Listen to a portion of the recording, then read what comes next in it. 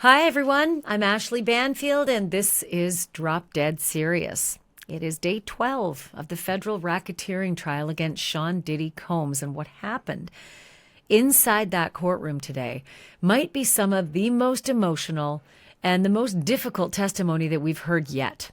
We're talking about a former assistant who worked with Diddy for nearly a decade, who's decided to keep her identity private and is going by a pseudonym, Mia.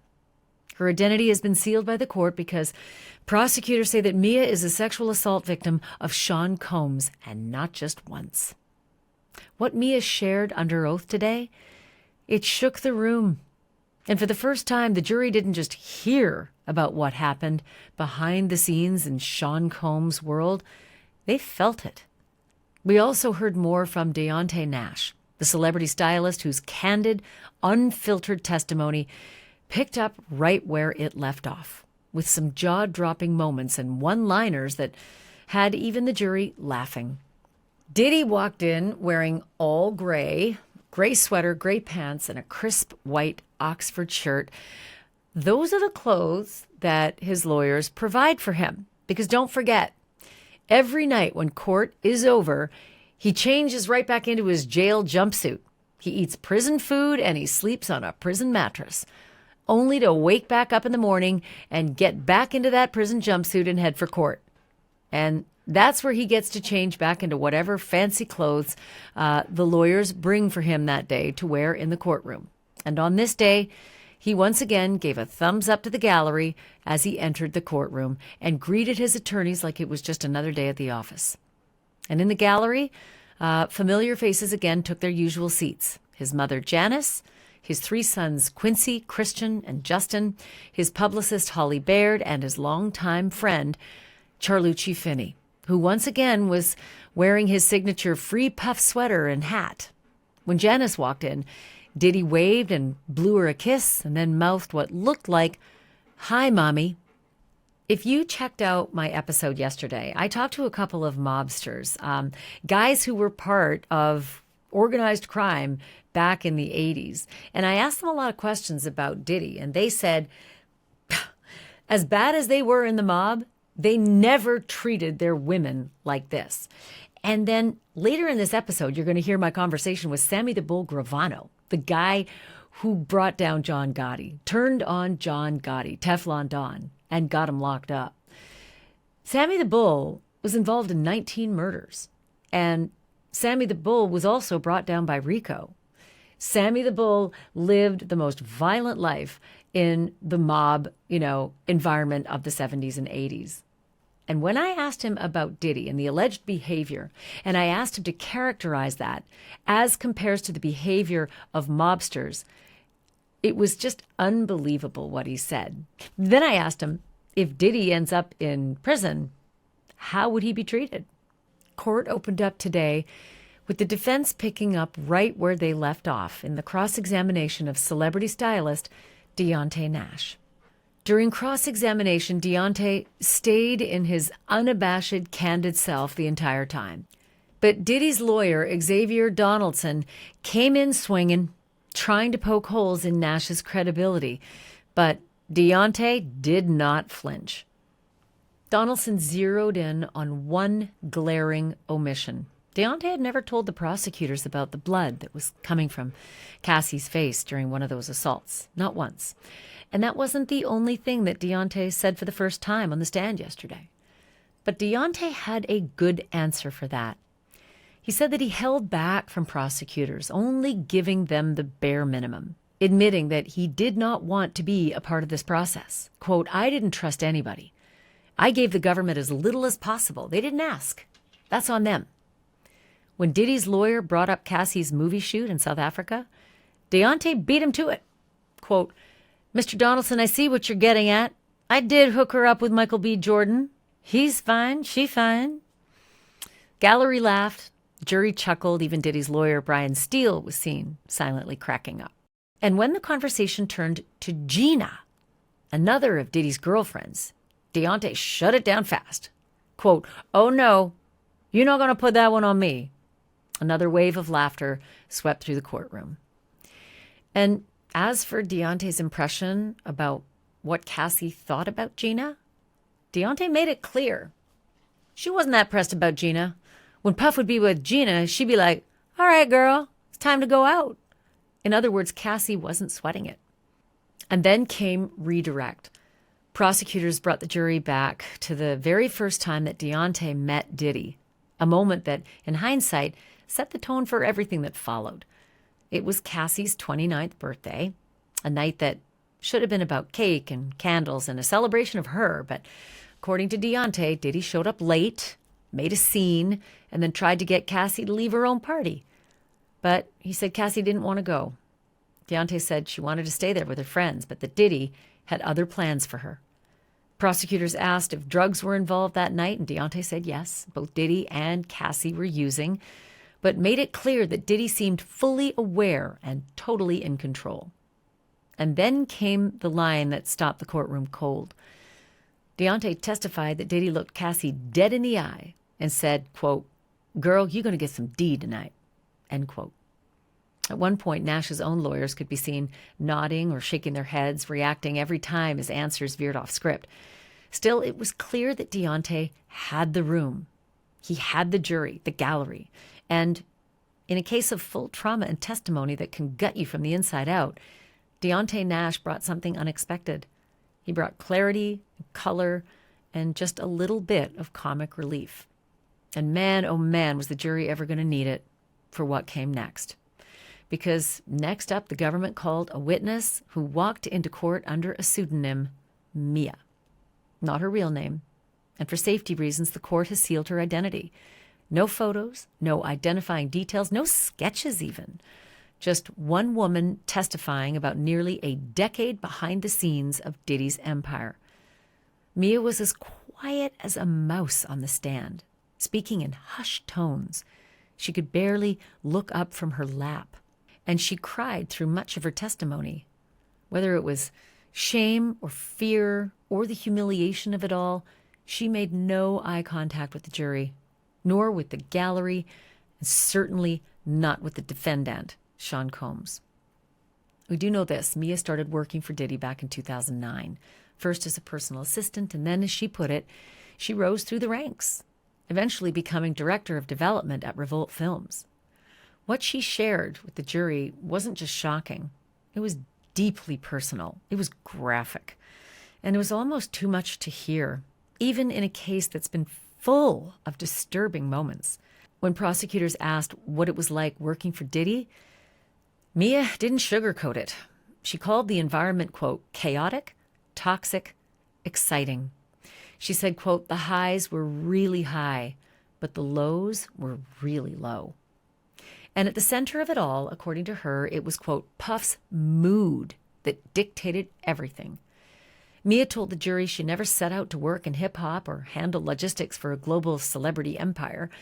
She said she was living in New York City when the opportunity came up. She had just turned 26 and had applied for a job with Diddy's team. After a handful of interviews with company executives, she landed a final meeting with Diddy himself. That interview, according to Mia, took place inside Diddy's apartment.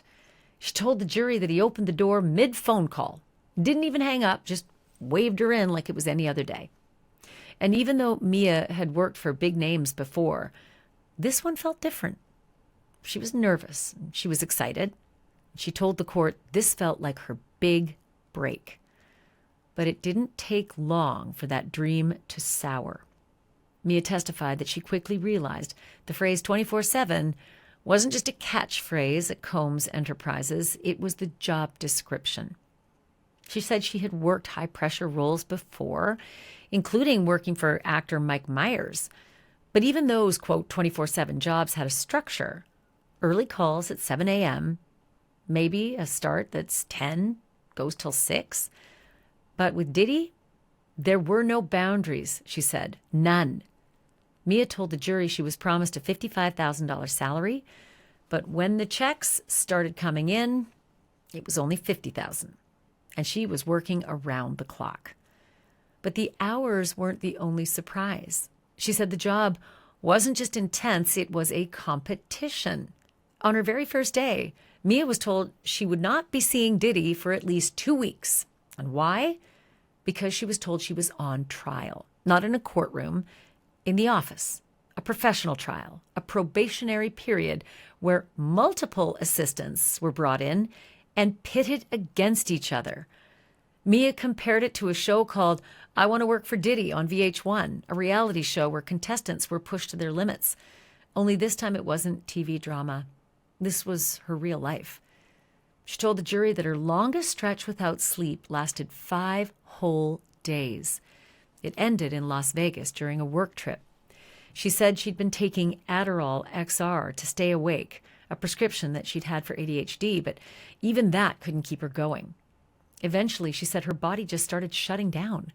She said her hearing became distorted and that she felt like everything around her was underwater. And in that moment, Mia said she broke down in tears. And only then, she testified, after 5 days without sleep, after her body started shutting down, did Diddy finally tell her she could rest. To back up her claims, prosecutors introduced a thick binder packed with emails, years of correspondence between Mia, Diddy, and members of his inner circle. The contents of that binder were admitted under seal, so I couldn't see them. But the jurors, they got to look. And what they saw, according to prosecutors, pulled back the curtain on what Mia says life was really like behind the scenes. In one of those emails, Mia laid it all out. She claimed that she managed Diddy's entire social media presence, that she served as his liaison with Hollywood, that she kept his calendar for him, that she had to stay within his line of sight at all times. She had to anticipate his needs, and above all, she had to protect his privacy at all costs. She wrote that on any given day, her duties could swing wildly, from doing 17,000 things like cracking his knuckles or handling his taxes to doing absolutely nothing at times. But the most important part, Mia said it all came down to one thing: his mood. In that email, she wrote that reading and anticipating Diddy's emotional state was key because his mood dictated everything. The tone, the energy, the structure of the day, and if you got it wrong, she said there were consequences. Mia told the jury there were no boundaries, not even inside the house. She said she wasn't allowed to leave without permission. But she figured once Diddy went to bed, she was off the clock. And one night at 2 a.m., sometime around 2009 or 2010, she decided to sneak out just for a couple hours to see some friends. According to Mia, that decision did not go over well. She testified that not long after she left, security told her that Diddy sent people out looking for her like a manhunt. And privacy, she said, there was none. Mia told the jury that she wasn't allowed to lock her own bedroom door. The rule, as she understood it, came straight from Diddy himself. Quote, "This is my house," end quote. And in his house, locked doors were not allowed. Weird thing was, it didn't seem to be the case for the men who lived at the house. They did have locks. They had deadbolts. Security guards like Uncle Paulie, D-Rock, and Reuben. Yeah, they had deadbolts. In a moment, you are going to find out why this is such an important detail that Mia told the jury. According to Mia, by the time she joined Diddy's inner circle, the job was already a revolving door. She told the jury that 3 personal assistants had already quit and that only one was still standing, a man named Malcolm McRae. But when Malcolm left, Mia said the entire load landed on her. No backup, no breaks, just her alone for a full year. Mia said she was Diddy's only personal assistant. She described it as overwhelming, isolating, and relentless. She told the jury that she didn't even have time to process how she was feeling because feeling anything at all was a luxury she simply couldn't afford. At one point, she said Diddy pulled her aside, gave her a pep talk, told her that the chaos was only temporary, that he believed in her. But the grind, it didn't stop. She said eventually new assistants were brought in, but according to Mia, their jobs looked very different than hers. She told the jury that other assistants had frequent time off, that they had breaks and breathing room. Meanwhile, Mia said she felt buried, carrying the full weight of Diddy's world. And when she slipped up, Mia said she paid for it dearly. She testified that Diddy would curse her out, berate her, humiliate her in front of others. She said he told her that she was unintelligent and made her feel worthless. After painting a grim picture of life as Diddy's assistant, prosecutors then asked Mia about her role at Revolt Films. And for a moment, Mia's testimony actually brightened. She described her time as Revolt as, quote, overwhelmingly awesome, end quote, and that finally it seemed her efforts were starting to pay off. At least it appeared that way on paper. Mia told the jury that her starting salary at Revolt was $70,000, eventually bumped to $100,000. And there were supposed to be bonuses too, one for every project that she brought in. But those bonuses? Mia said they didn't always come through. Still, her responsibilities were big. She was identifying film and TV projects worth investing in, helping Diddy land executive producer credits, and developing original content. This was the job that she dreamed of, she said, the title and the influence and the creative power she sought. But as Mia's testimony would later make painfully clear, success under Diddy came with a price. By the time Mia was promoted at Revolt, she was still working out of Diddy's house. But that changed, finally, in late 2015 or early 2016, when she moved into a proper office. And somewhere along the way, she met a girl named Cassie. Like other witnesses, Mia referred to Diddy as Puff. And she said she saw Puff and Cassie together all the time. According to Mia, she grew very close with Cassie, like very, very close. She described their bond as being like sisters or best friends. But what she saw behind the scenes was deeply troubling, she said. She told the jury that Cassie and Diddy's relationship cycled between extreme highs and devastating lows. She called it, quote, unequal, toxic, and ultimately abusive, end quote. Mia was quick to clarify. The abuse, she said, it was all one-sided, all directed at Cassie, never the other way around. She also testified that Diddy controlled everything about Cassie's professional life. The music releases, the visual content, even studio time, all of it, she said, ran on Diddy's schedule. And then prosecutors introduced another email into evidence. This one dated April 21st, 2012, sent about 4 a.m. It was from Cassie. She had just backed out of a scheduled performance, citing, quote, overages in costs, end quote. Cassie apologized to the team, including Mia, Diddy, and executives at Bad Boy and Interscope for, quote, the drama I have caused, end quote. Minutes later, Diddy responded, she said. His message was riddled with typos and instructed her to make sure the BET executive in charge of the event knew that she was, quote, not ready, end quote, and didn't want to embarrass herself. Cassie wasn't having it. She shot back, saying her readiness wasn't the issue. What she lacked, she wrote, was support from the label. Mia wasn't just working behind the scenes at Revolt. She was also helping Cassie build a career of her own. She testified that she played a major role in helping Cassie, quote, navigate the world of film and television. But even then, she said, Diddy was always there, looming in the background. According to Mia, he was very involved in the final decisions, and when he showed up to Cassie's shoots, the atmosphere changed completely. Mia told the jury that the energy would shift and that things would grind to a halt. She said Diddy even had final say over how Cassie looked. Mia testified that she would regularly send him photos of Cassie's outfits, her hair, her nails, all of this for his approval. And the control did not stop there. Mia said, quote, the office, meaning Bad Boy or one of Diddy's companies, covered Cassie's credit cards. Her homes, her cars, everything, Mia said, was under Diddy's corporate name. And when Diddy got upset, Mia told the jury that he would take it all back, quote, all the time, end quote. She said her time with Cassie was always on Diddy's terms. He decided when they could see each other, when they could talk, when she could help. And sometimes, Mia said, her job wasn't just to support Cassie, it was to actually spy on her, to, quote, keep tabs on her, end quote, Mia said. That apparently was part of the assignment. Mia told the jury, quote, I had to do everything that he told me to do. We had to be wherever Puff told us we could be, end quote. And if he made a move without his green light, Mia said the consequences were chilling.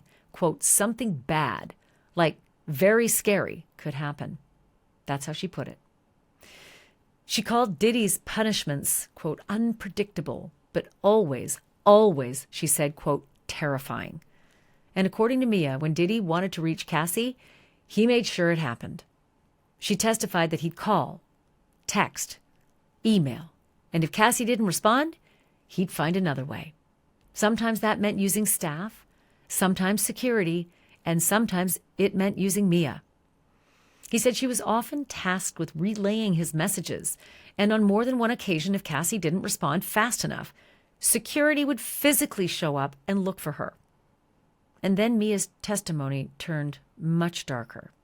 The first incident Mia said she remembered clearly happened in 2009 or 2010. She described being inside Diddy's home when she heard loud thuds coming from upstairs and then looked up to see suitcases flying over a railing. They came crashing down into the foyer below, and later she found Cassie outside, hiding behind a bush. Mia said Cassie was crying and shaking and silently waved her away as if to say, you don't see me, I'm not here. But that would not be the last time that Mia said she saw violence up close.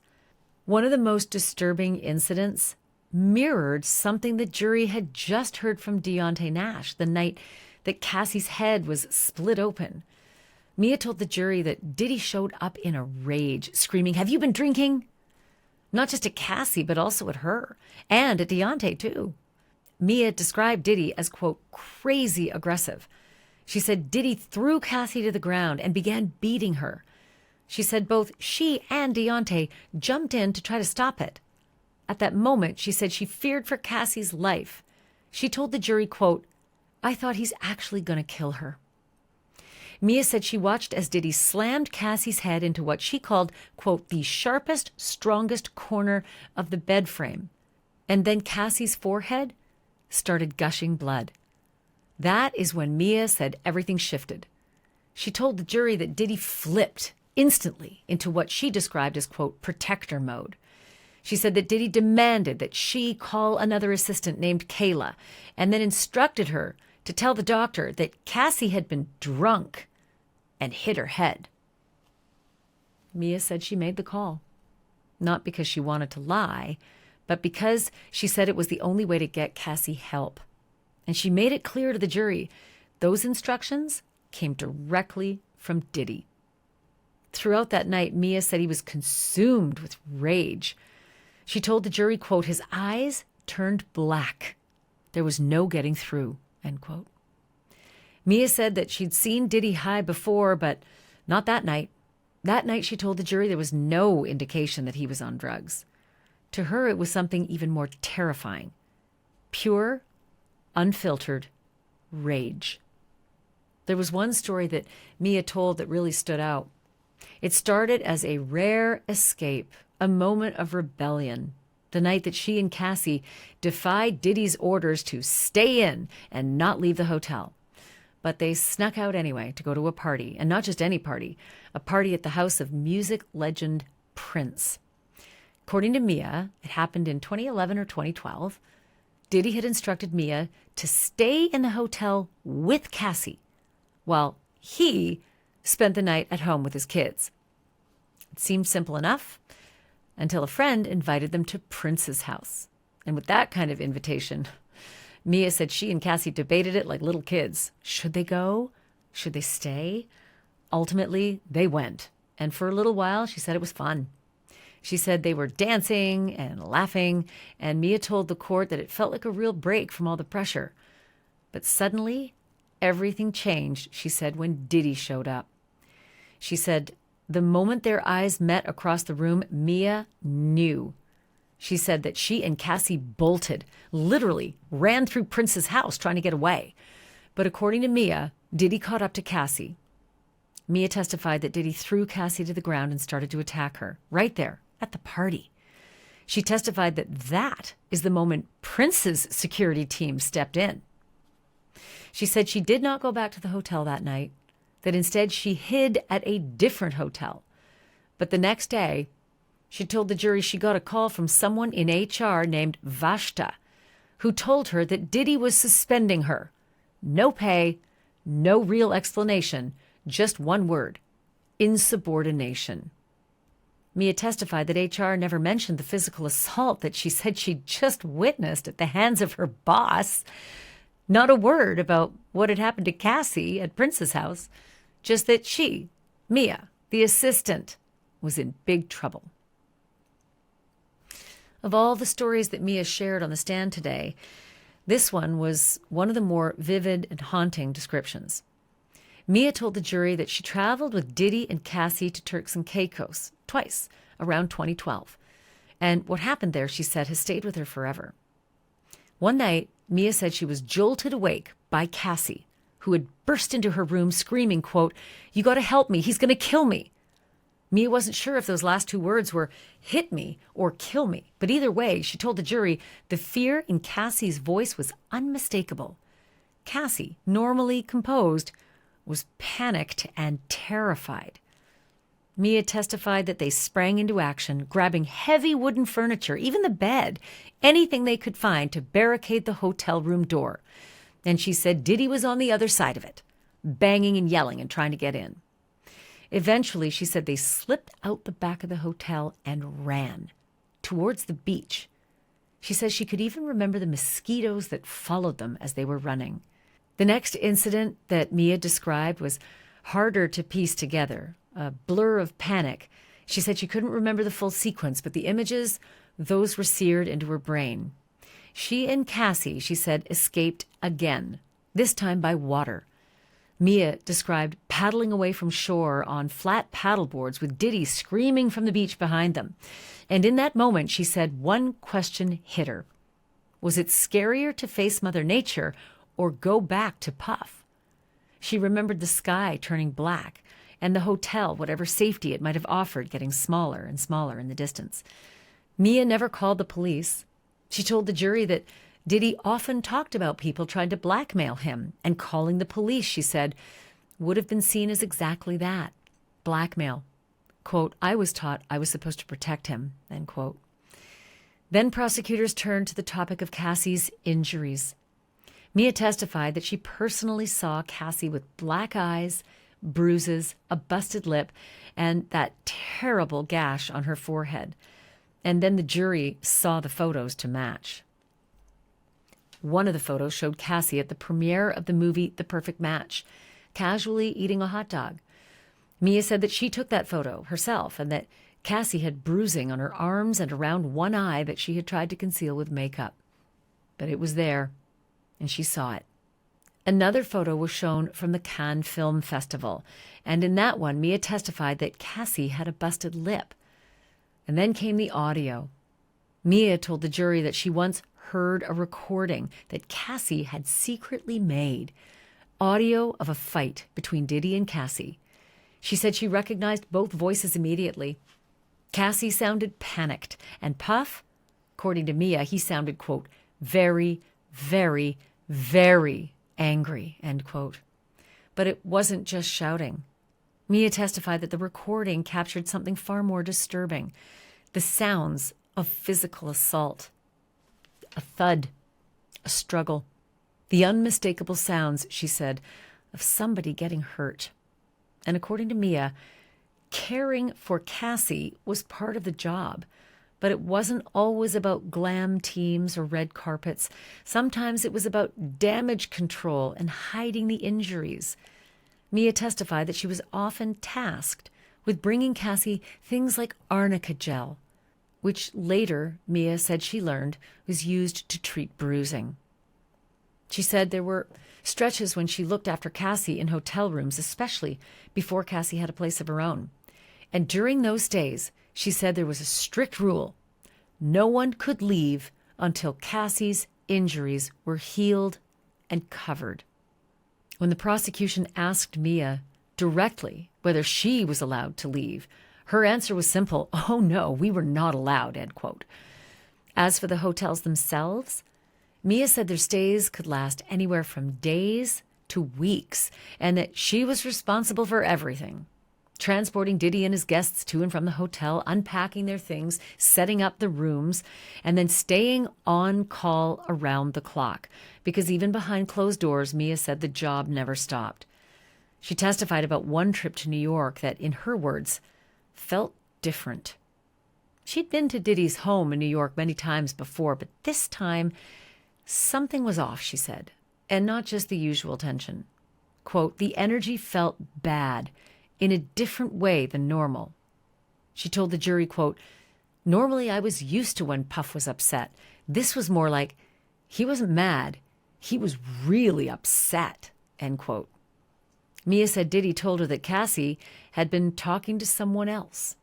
And when pressed, Mia confirmed that someone else was Kid Cudi. When prosecutors asked how this incident compared to others, Mia didn't hesitate. Quote, "Normally he was angry and aggressive," she said, "but, quote, this time it felt ominous," end quote. And then she added something even more chilling.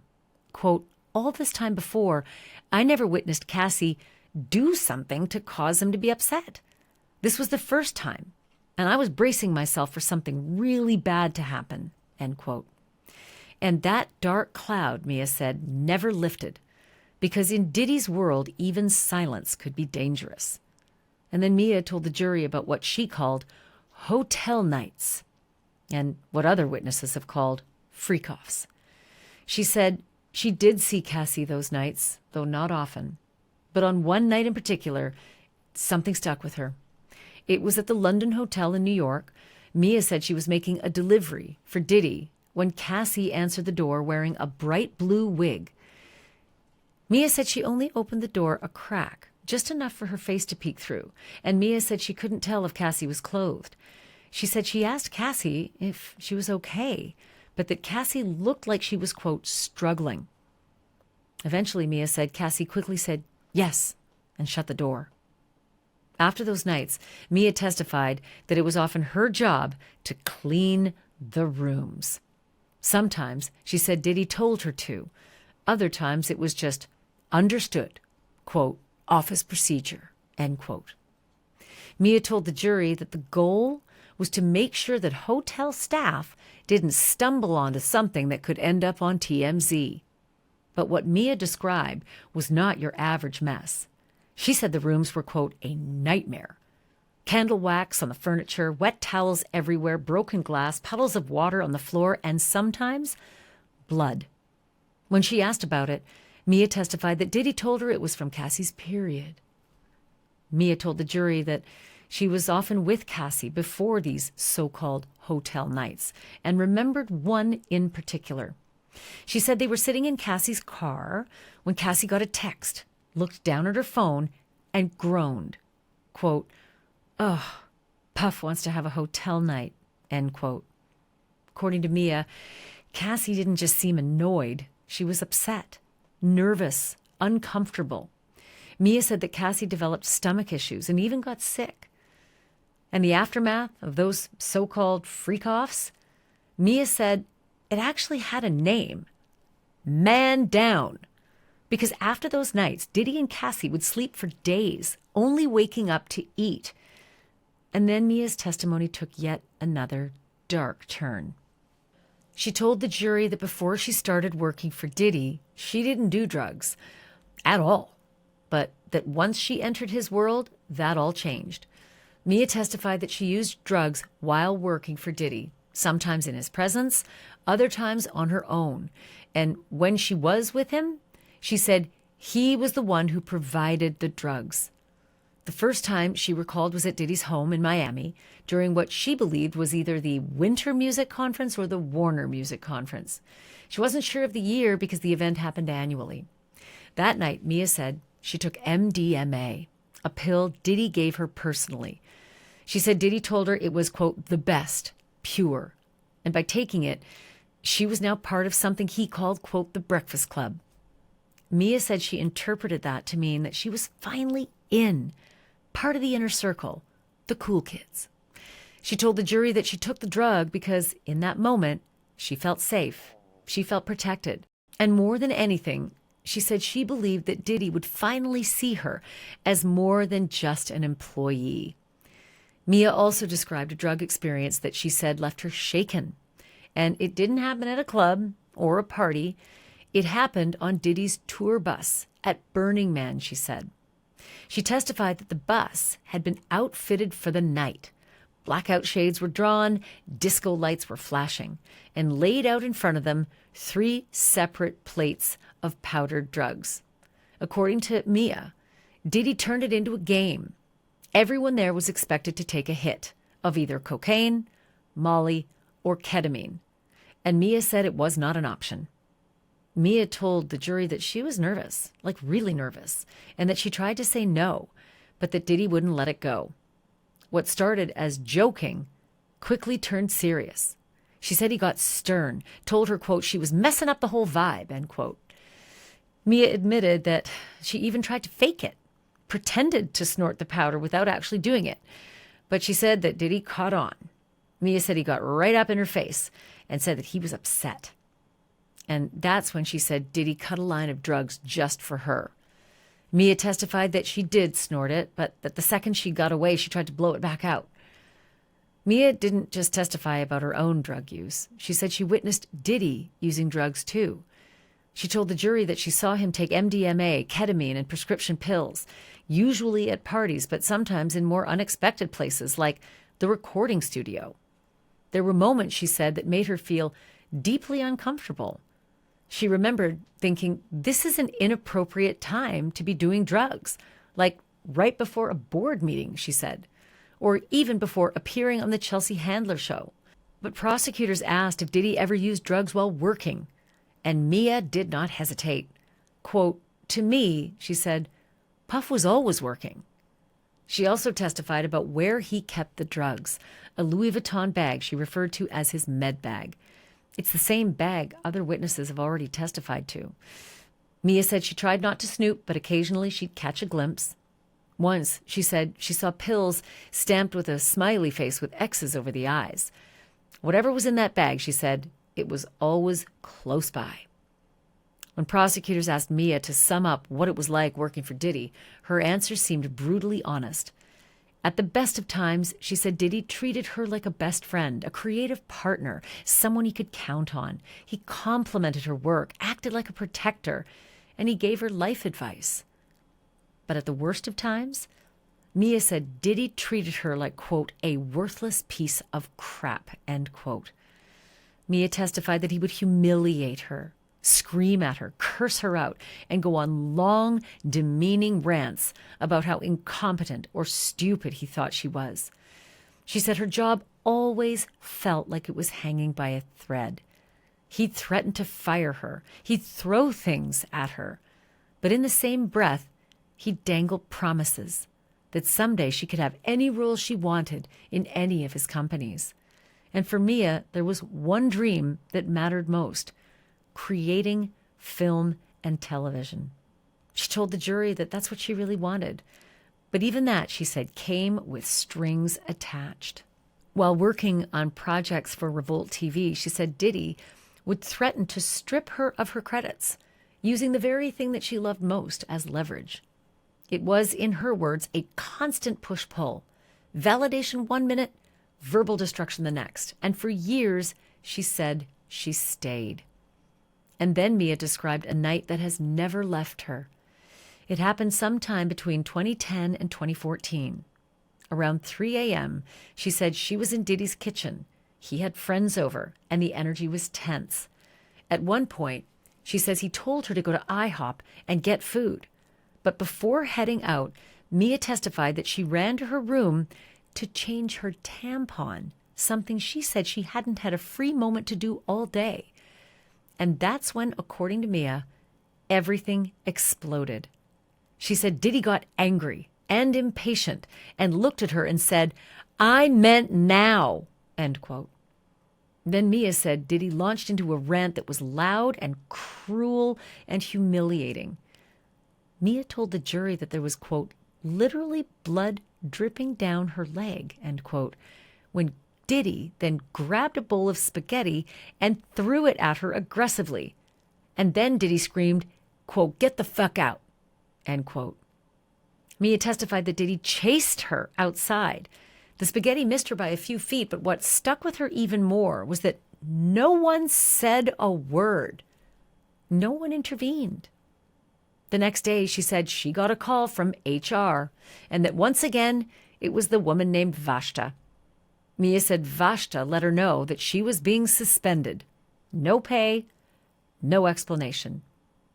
No mention of the spaghetti being thrown at her by her boss. No mention of what she said happened in the kitchen. Just one sentence, quote, Puff is the boss, and that's what he wanted, end quote. And once again, Mia said the violence was not addressed. The only consequence was hers. Mia also described a violent outburst on the set of a music video, one that she said could have ended very differently. It happened in Los Angeles, she said sometime around 2011 or 2012. The Wi-Fi had gone down, and Diddy was furious. Mia testified that he wanted her to fix it immediately and screamed, quote, I don't care if you have to call Bill Gates, end quote. But then she said he threw a computer right at her, hard. Mia said the laptop flew across the room and, quote, came very close to hitting her in the head. She told the jury this wasn't a one-time thing. There were other incidents, she said, other objects, other moments where she felt like a target. And each time, she said, the feeling was the same. She told the jury, quote, I was terrified and so humiliated and so confused. What did I do wrong? End quote. Throughout her testimony, Mia described a pattern, a cycle of emotional control, verbal attacks, and at times physical violence, and that it was not isolated.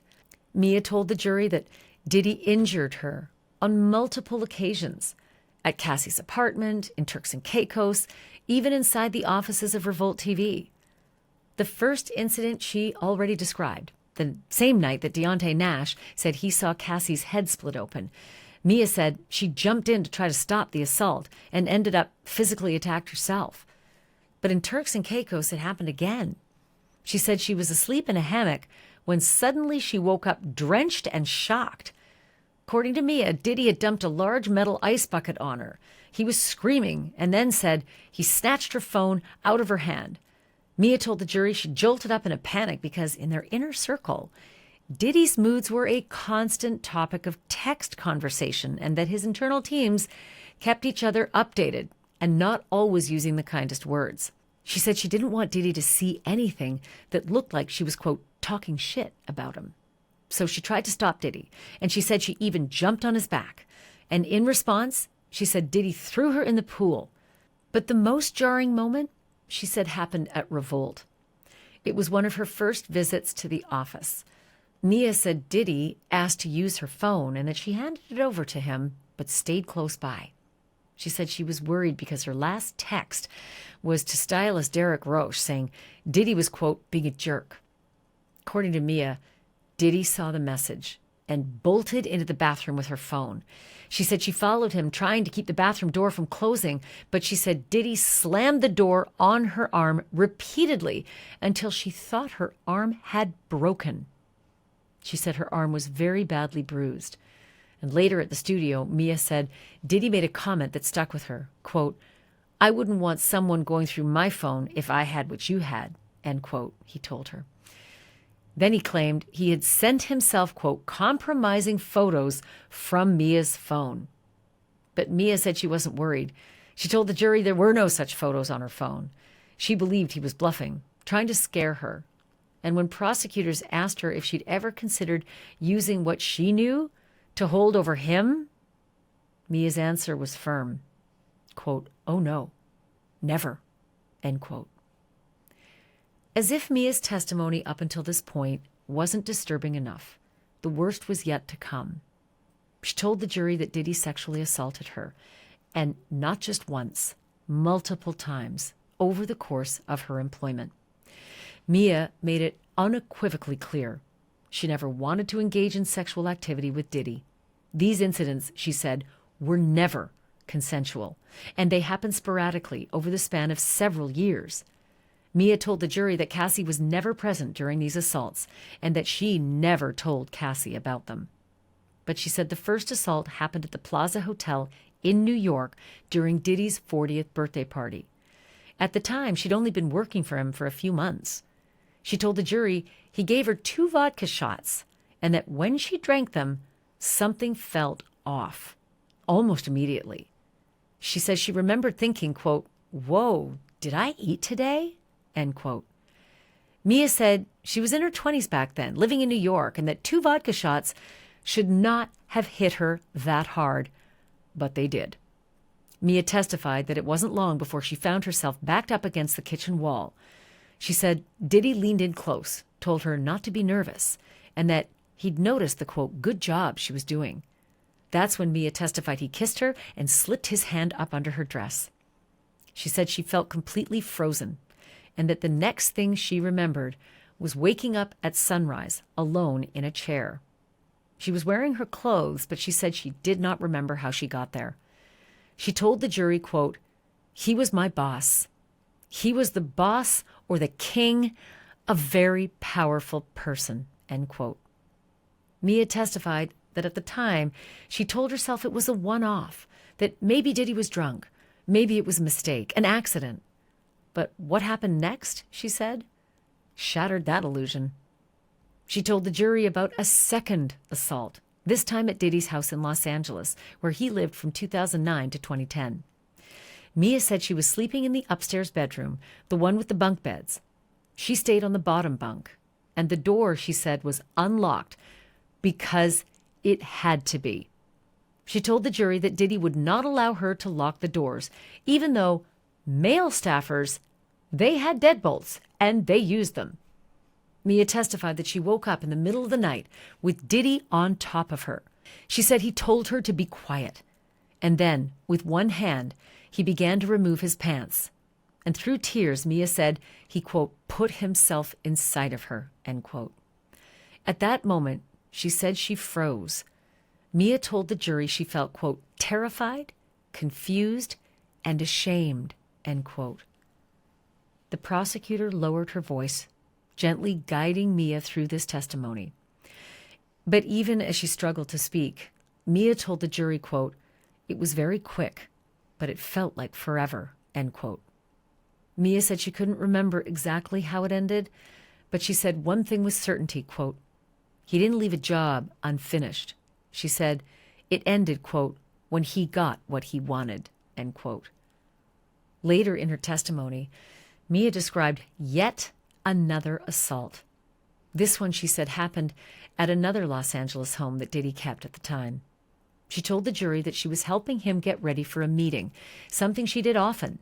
She described sitting on the floor of his closet and prepping his wardrobe for a trip, handling the last-minute details. And then, she said, quote, I looked up and he was standing right in front of my face. He had his penis out and he grabbed my head and he put it in there. At that point, Mia was no longer holding it together. She was sobbing on the witness stand. When asked how she felt in that moment, Mia answered, quote, like trash, scared, defeated, and like an idiot, end quote. As Mia's testimony neared its end, prosecutors asked her a final devastating question. Were there any other times that Sean Combs sexually assaulted her? Mia paused and then said she couldn't recall every detail, not clearly, but she remembered the feelings, quote, horrible, dark things, end quote. She said, tied not to dates or times, but to places, physical spaces that still made her stomach turn. And one of those places, she said, was a private jet. Mia told the jury she woke up mid-flight to use the bathroom, and that as she approached the lavatory, she saw Diddy standing in a separate area nearby. According to Mia, he tried to rush her inside. She said she told him no, no, no, but that it didn't work. And that's where she says her memory goes black. She says she couldn't recall what happened after that, but she remembered how she felt. As prosecutors began to close out their direct examination, they asked Mia a simple but crucial question. Had she ever initiated sexual contact with Sean Combs? And Mia replied, no. She told the jury there was no pattern to these assaults, no warning signs, no consistency. They were sporadic, she said, spaced out just far enough that each time she convinced herself this would be the last. She testified that instead of stopping to process what was happening, she focused on the work. She kept on moving. And she used a phrase that came straight from Diddy himself, quote, keep it moving, end quote. When asked directly if she ever wanted to engage in any of the sex acts with Diddy, Mia replied no. And when asked if she ever said the word no out loud, she said, quote, no, other than trying to squiggle out of it, end quote. And then came the question everyone in the courtroom seemed to expect but still braced for. Why? Why didn't she say no? And Mia told the jury, quote, you could not tell him no. You couldn't say no to making a sandwich. You couldn't say no to anything, end quote. She explained that saying no to Diddy, even in the smallest context, could mean the end of everything. She feared being fired, labeled a threat, blacklisted from the industry, and worse, she feared physical retaliation. Finally, the prosecutors asked whether Diddy ever acknowledged what she says he did to her. And Mia's answer was chilling. Yes, she said, but not with remorse. According to Mia, Diddy would sometimes threaten her that he would tell the staff, maybe even Cassie, about the assaults. But Mia said he made it sound like she was a willing participant. Mia told the jury she felt trapped, and with tears in her eyes, she said, I didn't tell anyone. I was going to die with this thing. No one would ever know, end quote. And as for reporting it, Mia testified that going to HR was never a real option. In her experience, HR didn't show up to protect people. They showed up only when Diddy wanted to punish someone. She believed that speaking up wouldn't lead to justice, it would lead to punishment. And she told the jury she truly thought that no one would even believe her anyway. Then prosecutors asked her directly, had anyone else in Diddy's orbit ever tried to speak up? And Mia said yes. She named somebody, Kayla Faulkner, and testified that Kayla once witnessed a violent incident between Diddy and Cassie, and Kayla reported it. According to Mia, Kayla told the chief of staff that she believed Puff had hit Cassie. And shortly after that call, Kayla was fired, Mia said. But it didn't end there. Mia told the jury that Diddy later pulled her aside with a warning, more accurately a directive. Mia testified that Diddy told her if Kayla ever filed a lawsuit, Mia would have to testify and lie.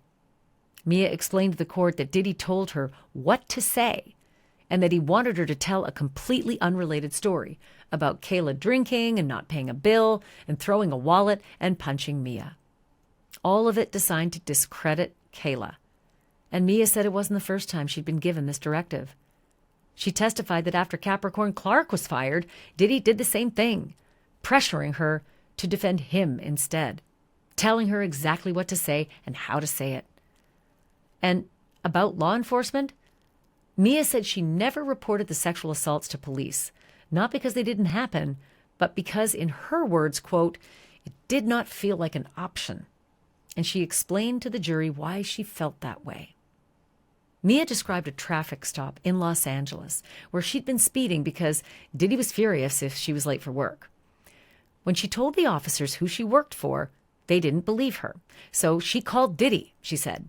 And the moment the officers heard Diddy's voice, Mia testified they said, "Oh my God, it's Puff Daddy," end quote. Another time, Mia said she was pulled over again, but this time Diddy was actually in the car. And the second that officers recognized him, Mia said they actually apologized. In both cases, Mia said the message was loud and clear. This man had power. This man had influence. This man had protection. and Mia did not. As Mia stepped down from the stand today, she never looked in Diddy's direction. She had just spent several raw and grueling hours recounting what she says happened behind closed doors. She cried almost constantly during her testimony, and she spoke so quietly it was tough to even hear her.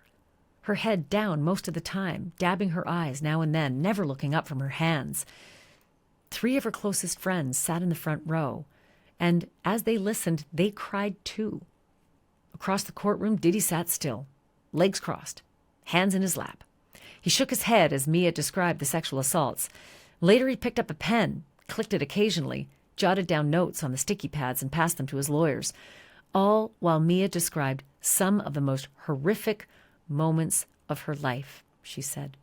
When it comes to all of this testimony about the unbearable violence that Diddy allegedly perpetrated on his girlfriends, his assistants, and others in his orb, I had an incredible conversation with Sammy the Bull Gravano. Sammy the Bull was a made man, involved in 19 murders. He brought John Gotti down. He lived the mob, and he was brought down by RICO himself. And I asked him a lot of questions about RICO and how it pertains to Diddy. But then I specifically asked him, what would mobsters think of Diddy's behavior? How would they feel about him? How would they treat him? There's a reason that there are countless books and movies and Broadway shows and plays all about the actions and activities of the mob. And it's because it's transfixing the things that went on. But I am curious if you, having gone through it all, having been pulled under the RICO statute and been locked away yourself, do you see that racketeering applies in what you're hearing out of Diddy's case so far? Yeah, parts of it. The racketeering law is a very complicated law. I was arrested a couple of times under RICO, and a couple of times I testified in cases that the RICO law was used. And it's easy to understand when you're using it against the mafia or cartel or, an organization like that, a criminal organization. This is a different form of the RICO, where the organization is where Diddy had his company, he used that as a criminal organization. But it's going to be a little hard to understand for a lot of people because it was confusing. Lawyers were confused about it. I'm a little confused about it. I think they have a clear-cut case without the RICO case. I mean, what this guy did is disgusting. I don't think there's a person alive, a man or a woman, especially women, who are not going to hate this guy. Whatever he did was completely disgusting. It's beyond criminal. I don't even know what it is. I look at it like he disgraced everybody. He disgraced the black race by being a black man. I know a lot of black people, and they hate him for it because it painted a picture towards all of them.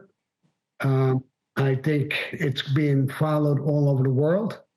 If he's not found guilty or he's cut free or he does a short amount of time, I mean, I could only imagine what the whole world would think. This is a disgusting country. So there's a lot of things. Sammy, if you would, give me your comparison. I mean, listen, guys in the mob did some terrible, terrible things. The murders were gruesome and violent and painful, and they served a purpose. They were meant to terrify people into staying in line, right?